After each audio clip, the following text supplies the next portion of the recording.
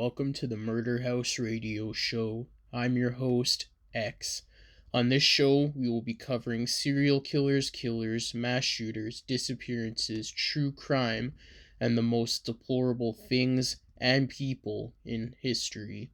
All that good, dark stuff. The Murder House Radio Show will be a radio show / podcast. I'll be uploading videos every Friday at 4 p.m. Mountain Standard Time. Make sure you hit the like and subscribe button. Once you hit the subscribe button, hit the bell notification and select all to get all notifications if you're viewing on YouTube. And hit follow if you are listening on a podcasting platform. So sit down, get comfortable, grab some coffee or whatever your preferred beverage is, turn off the lights, and enjoy the show. Hey guys, how's your Friday going? I hope it's going good. Let me know down in the comments how it's going, and I hope you're having a good month so far. Halfway done almost, about one or two more weeks-ish. But yes, if you wish to ask for some advice to be covered at the end of the podcast / broadcast, email it to me on the podcast email in the description. As well, the sources are also in the description below, so go check those out for more information. But yeah, there's nothing new in my life or whatever so far. But yeah. So there is that. But yeah, let me know how you beautiful fucks are doing, and yeah, let's get into today's episode. Today's episode will be on Alieen Wournos.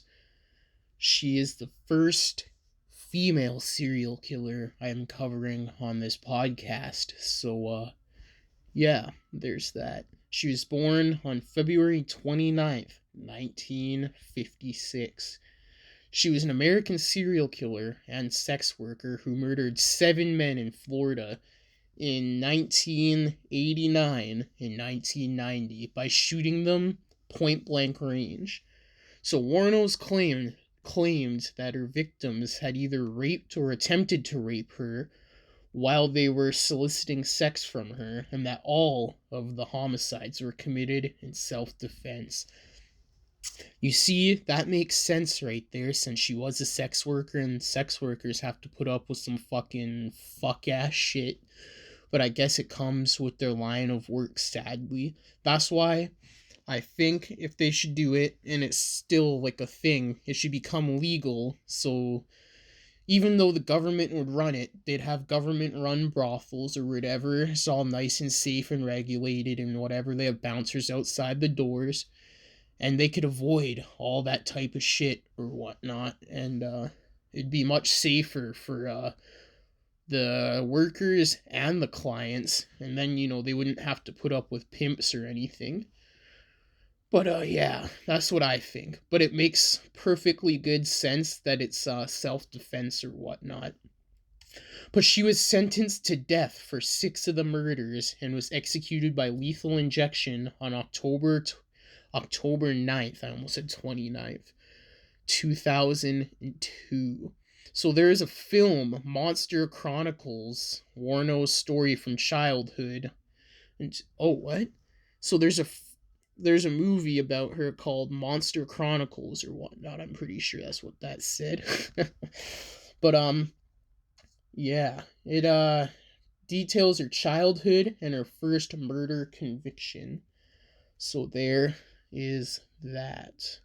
But I've never gotten too deep into her. I've heard of her case or whatnot, but I've never gotten too deep into it or her life or anything like that. So we will be learning about this stuff together if this is your first time hearing about her, like it is mine or whatnot.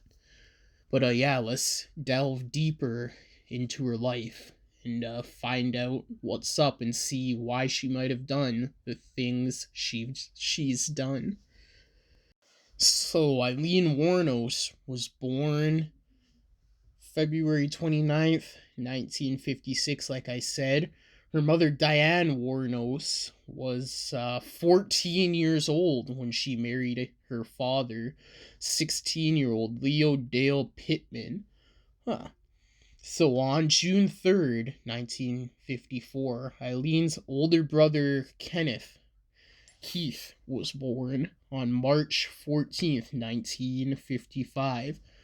So, after less than 2 years of marriage, and the 2 months before Alieen was born, uh, Diane filed for divorce, okay?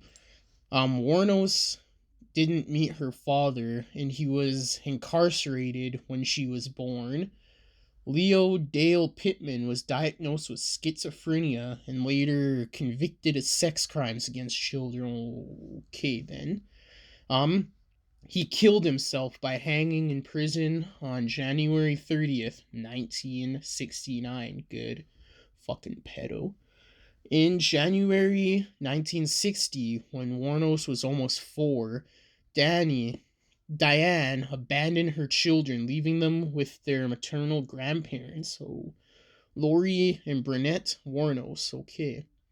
They were both alcoholics who legally adopted Keith and Alieen on March 18th, 1960.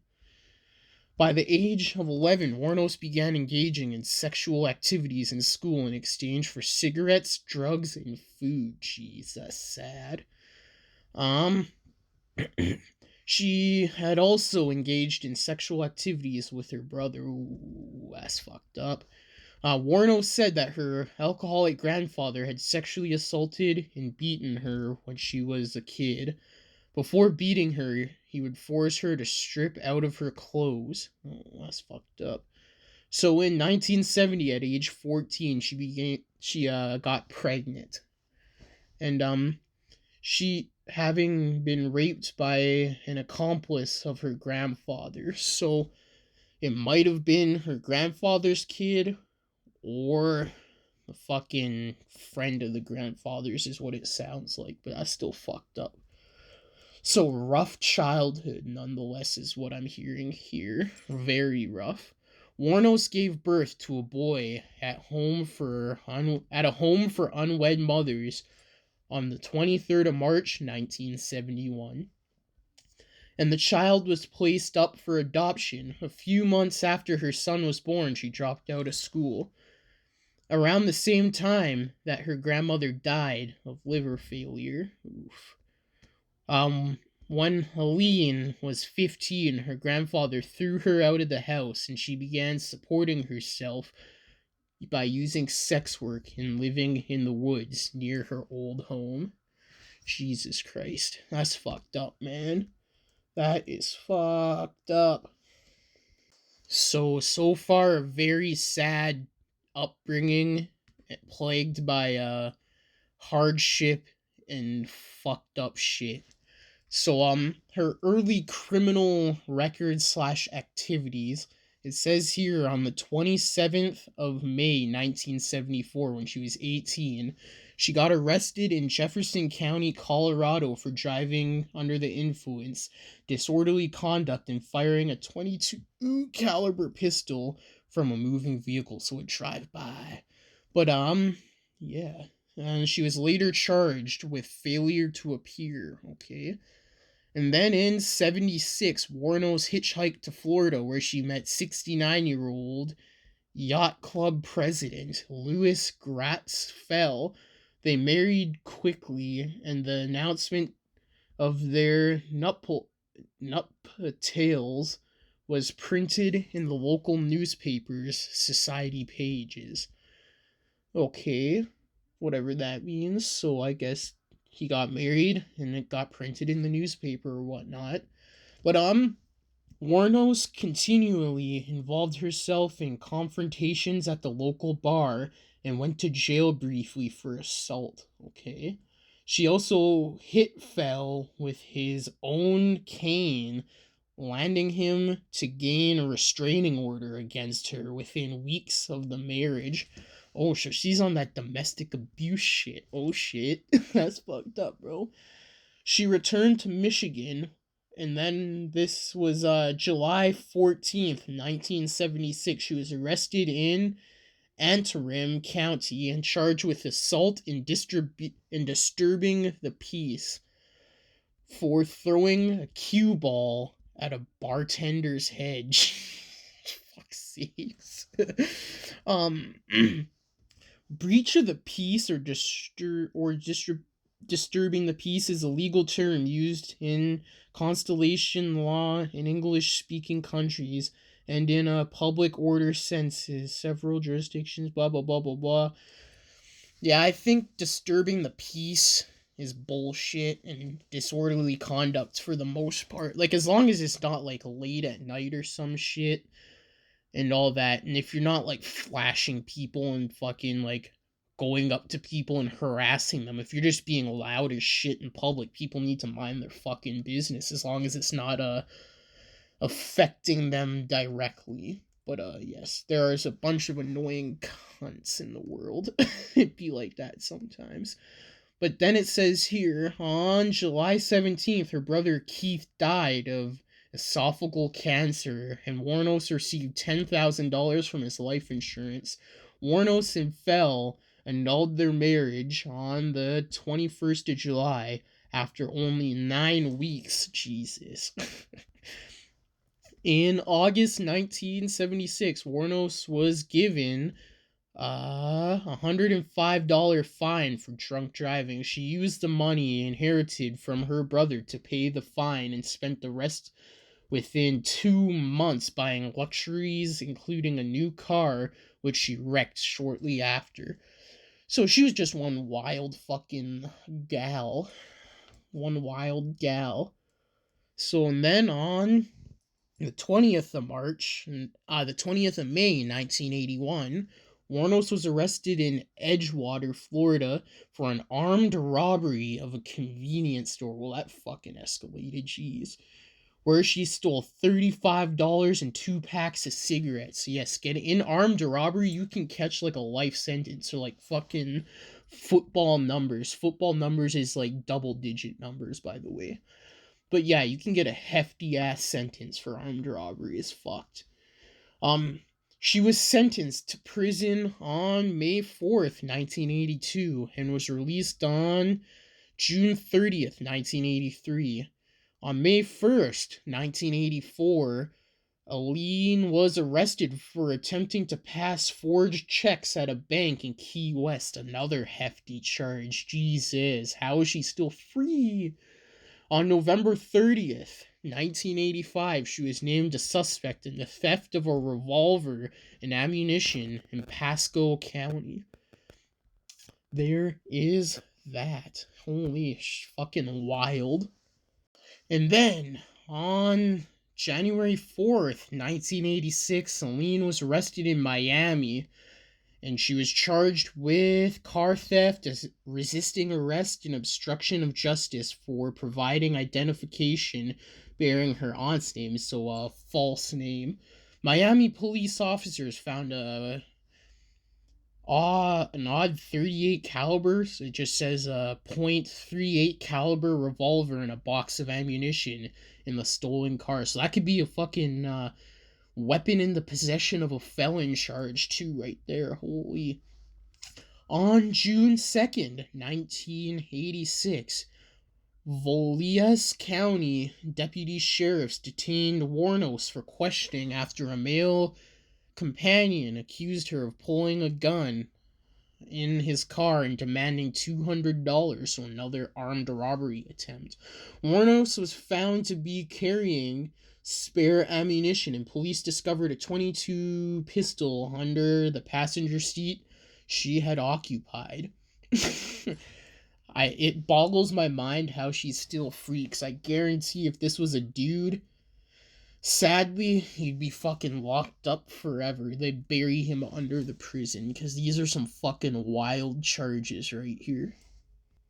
It says, by this time, or around here, Wournos met Tyra Moore, and she was a hotel maid, and she met her at a Daytona Beach lesbian bar, and they moved in together, and Wournos supported them with her earnings her earnings from sex work. And then on July 4th, 1987, Daytona Beach police detained Wournos and Moore at a bar for questioning regarding an incident in which they were accused of assault and battery with a beer bottle. On the 12th of March 1988, Wournos accused Daytona Beach bus driver for assault. She claimed that he pushed her off the bus following a confrontation. Moore was listed as a witness to the incident. Up until her execution, Wournos claimed to still be in love with Moore. Well, shit. So it just seems here that her life, sad, tragic, and then she was living that criminal life on a crime spree, always getting into trouble. And yeah, so she was just in the streets, literally doing a bunch of fuck-ass shit. But there is that. It's pretty fucking wild, so no stranger to the law up until her murders. So her murder victims was Richard Charles Mallory, David Andrew Spears, Charles Edmund Carson Candon, Peter Abraham Symes, Troy Eugene Burries, Charles Richard Humphreys, and Walter Gino Antonio. Well, shit. And none of her victims were under the age of 40. So, there is that. So, Richard Charles Mallory was 51, and he died on November 30th, 1989. He was an electric store owner in Clearwater. And Wournos' her first victim was a convicted rapist whom she claimed to have killed in self-defense. So if he's a convicted rapist, this one makes sense for self-defense. But Alieen claimed she was sodomized and brutally beaten after being driven to an abandoned area for a sexual request. Okay. 2 days later, a Villiers County deputy sheriff found Mallory's abandoned vehicle. Okay. On December 13th, his body was found several miles away in a wooded area. He had been shot several times. 2 bullets to the left lung were found to have been the cause of death. Okay, so this one sounds like self-defense. It sounds like they got out of the car, went into the woods, he fucked her up, and raped her, basically. And she shot him. Simple as that. Well, that's at least what it sounds like. And then it says here, David Andrew Spears was 47. He was a construction worker in Winter Garden. He was declared missing, actually, on May 19th, 1990. And on June 1st, 1990, his naked body was found alongside the U.S. Route 19 in Florida. He had been shot 6 times with a .22 caliber pistol. So he is found naked. That's not self-defense. I hate to break it to you, so that one's a little sus. And then Charles Carcadon was 40, and he was a part-time rodeo worker. And on June 6, 1990, his body was found in Pasco County. He had been shot 9 times with a .22 caliber pistol. His body had been wrapped in an electrical blanket and was badly decomposed when found. Witnesses saw Wournos in possession of his car, and Wournos had also pawned a gun identified as belonging to Carsacando. Okay, so there's not really any thing for self-defense or any other motive, so you never know with this one. So there is that. Peter Abraham Symes was 65, and he was a retired merchant seaman. Seaman, ha ha ha. So in June 1990, Symes left Jupiter, Florida for Alaska. Oh, fuck, that's a fucking mission and a half. On July 4th, 1990, his car was found in Orange Spring, Florida. Moore and Wournos were seen abandoning the car, and Wournos' palm print was found on the interior door handle. His body was never found. Okay, so this one seems a little sus too. A little sus. Troy Eugene Burrs was 50, and he was a sausage salesman. Okay. He on July 31st, 1990, he was reported missing, and on August 4th, his body was found in a wooded area along the State Road 19 in Marion County. He'd been shot twice. So this one, I don't know, man. Because usually in self-defense, I wouldn't say it's overkill, but like at the same time, it makes more sense than like a mag dump unless he was. I don't know. I don't know, man. Because mag dumps are usually a panicked move and you just want them to stop coming at you, right? But especially if you're shot with like a 22 or something like that, a mag dump is perfect. But if you're shot with a higher caliber bullet and he went down after the 2 shots and died, there's no need for further shots. So it could also be self-defense, but I don't see all of these ones I've read so far, with the exception of the one, have no previous mention of a sexual assault record or anything of the sort. So it's definitely weird and interesting. But anyways, Charles Richard Humphreys was 56, and he was a retired Air Force major. Oh shit. And a former state child abuse investigator. Oh shit, okay. So a good dude so far. And former chief of police. Okay, so this one definitely doesn't sound like a rapist, but you never know. On September 12th, 1990, his body was found in Marino County. He was fully clothed and had been shot 6 times in the head and torso. That's not self-defense. His car was found in Suwannee County. Okay. Yeah, that's definitely not self-defense right there. A good, respectable guy, blah, blah, blah, blah, blah. And then he was shot 6 times in the head and torso. Yeah, that's, yeah. And Walter Gino Antonio was 62. He was a trucker, security guard, and a police reservist. Word.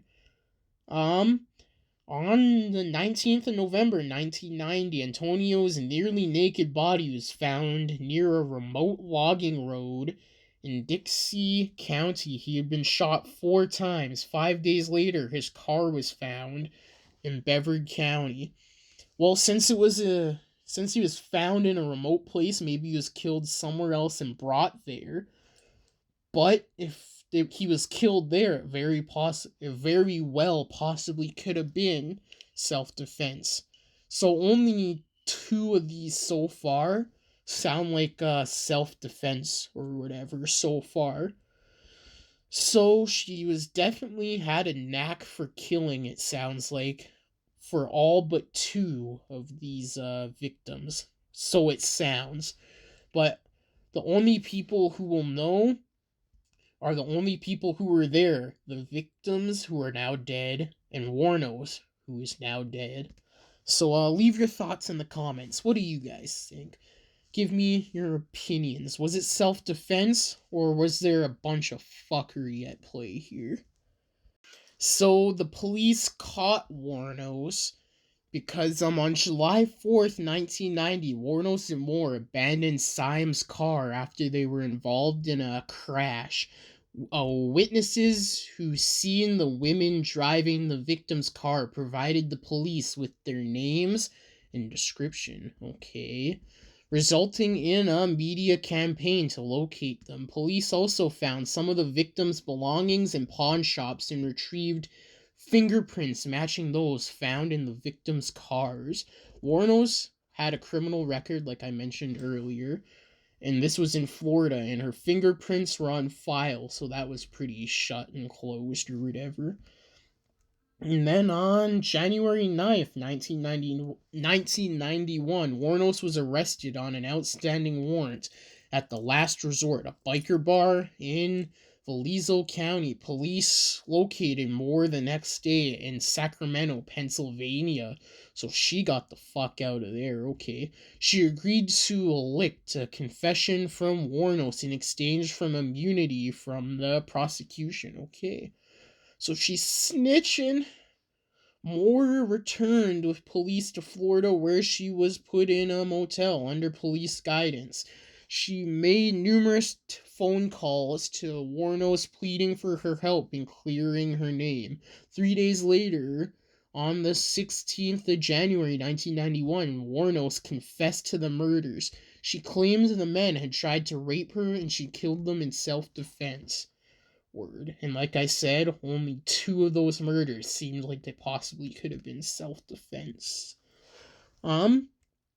A year later, on January 14th, 1992, Wournos went to trial for the murder of Mallory, although previous convictions are normally inadmissible in criminal trials. Under Florida's Williams rule, the prosecution was allowed to introduce evidence related to her other crimes to show a pattern of illegal activity, in which there definitely was. On January 27th, 1992, Wournos was convicted on Mallory's murder with the help from Moore's testimony. At her sentencing, psychiatrists for the defense testified that Wournos was mentally unstable and had been diagnosed with borderline personality disorder and antisocial personality disorder. 4 days later, she was sentenced to death. And then, on March 31st, 92, Wournos pled no contest, which means no condere. Condere is a legal term that comes from the Latin phrase, I do not wish to contend. It is also referred to no contest. So that means they're neither admitting to doing it or not doing it. Like, meh. So they're not admitting to anything or whatever, basically. I'm pretty sure that's what that means. So she pleaded no contest to the murders of Humphreys, Burries, and Spears, saying she wanted to get right with God. Oh shit. In her statement to the court, she said in one part, I wanted to confess to you that Richard Mallory did violently rape me, as I've told you, but these others did not. They only began to start to, okay? So, she said Richard Mallory raped her, and the others tried, but she killed them all. And on May 15th, 1992, Wournos was given 3 more death sentences. Well, shit. Okay, and then, on June 1992, Wournos pled guilty to the murder of Carsacadone. In November 1992, she received her 5th death sentence.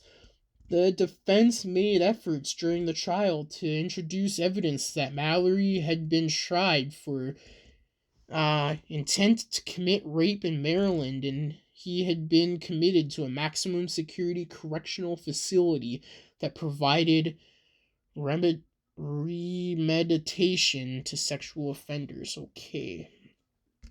So there is all that. There is all that, my dudes.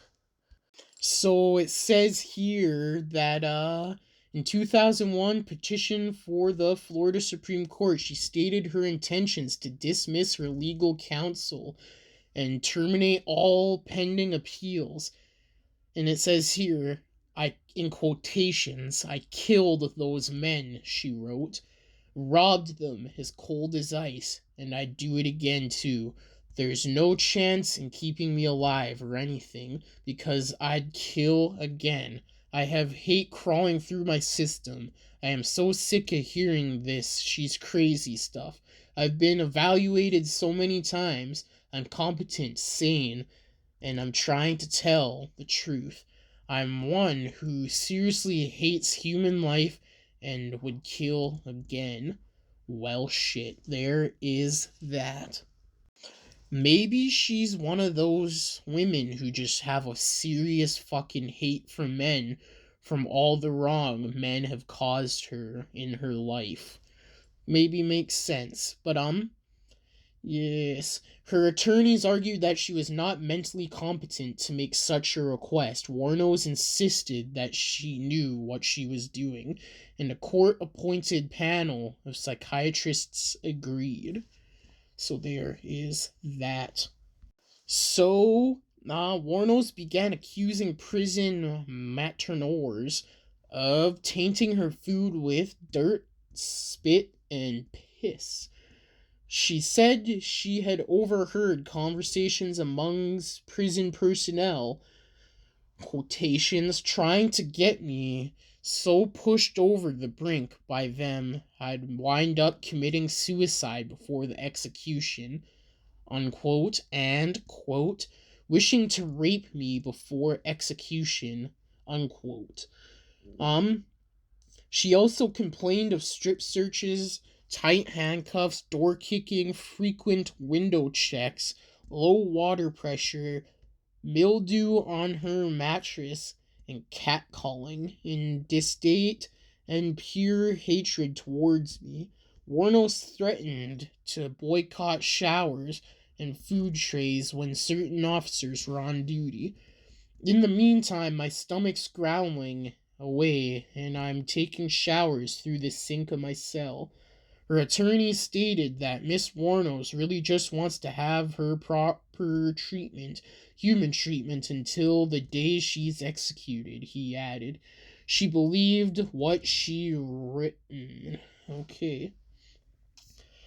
So, the weeks before her execution, Wournos gave a series of interviews to Broomfield and talked about being taken away to meet God and Jesus and the angels and whatever is beyond the beyond.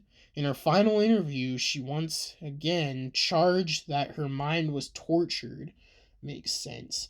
At BCI, and her head crushed by sonic pressure. Okay. Food poisonings and other abuse worsened, she said, each time she complained, the goal to make her appear insane or to drive her insane.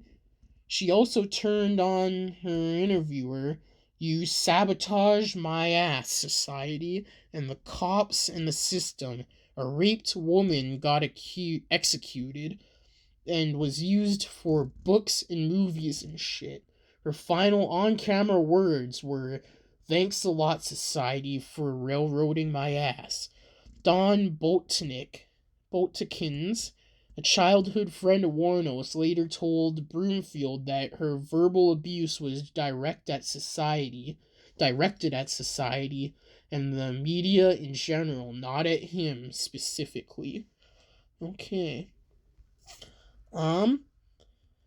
Yes. So when Wournos was executed, she declined a last meal, which could have been anything under $20, and she wanted a cup of black coffee instead. Her last words were, "Yes, I will just like you say, I'm sailing with the Rock, and I'll be back like Independence Day with Jesus. June 6th, like the movie, big mother ship and all. I'll be back. I'll be back." And then she was executed. She died at 9:47 a.m. She was the 10th woman in the United States and the second in Florida to be executed since the 1976 United States Supreme Court decision resorting capital punishment. Word. So there is all of that. So her body was cremated and her ashes were spread in a tree. Her ashes were spread beneath a tree in her native Michigan by her childhood friend Dwayne Bokins. Wournos requested that Natalia Merchant's song Carnival be played at her funeral. Okay. And Merchants commented on this when asked why she permitted Carnival to be played during the credits of the documentary Alieen, Life and Death of a Serial Killer. And then it says here, when director Nick Broomfield sent a working edit of the film, I was so disturbed by the subject matter that I couldn't even watch it. Alieen Wournos led a tortured life, and that is beyond my worst nightmares. It wasn't until I was told that Alieen spent many hours listening to my album, Trigger Lily, while on death row and requested Carnival be played at her funeral that I gave permission for the use of the song. It's very odd to think of the places my music can go once it leaves my hands. If it gave her some solace, I have to be grateful. So there's that. There is that. There's also bunch of movies, documentaries, and stuff like that about her, TV shows, all that stuff, music. And yeah, she was definitely a interesting one. Definitely an interesting one. Let me know what you think about her and her case. Which ones do you think were self-defense, if any? And yeah, just let me know what you think. But yeah. Once again, there is no advice to be covered at the end. This makes me sad. But yeah. So that is Alieen Wournos. Thank you for listening to this episode on the Murder House Radio Show. I hope you have a good rest of your Friday or whenever you are listening to this. Check out the social medias and the sources in the description below. Make sure you hit the like and subscribe button. Once you hit the subscribe button, hit the bell notification and select all notifications if you are listening on YouTube. If you're listening on a podcasting platform, hit follow. Leave your suggestions for future episodes in the comments. See you next episode. This is your host X, signing off.